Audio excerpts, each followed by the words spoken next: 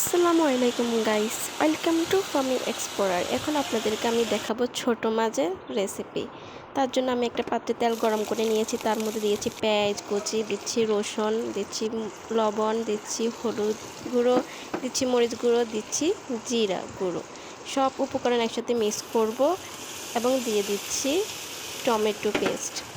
ভালোভাবে এগুলো আমি কষিয়ে নেব।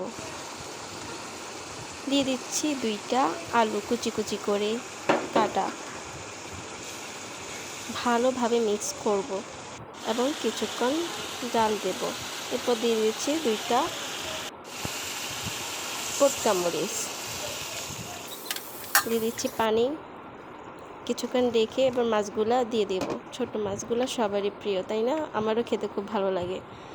তাছাড়া ছোট মাছে রয়েছে প্রচুর পরিমাণে প্রোটিন ও ক্যালসিয়াম, যা আমাদের শরীর গঠনের বেশ উপকারিতা সহায়তা করে। তাছাড়া ছোট মাছ চোখের উপকারিতা খুবই গুরুত্বপূর্ণ।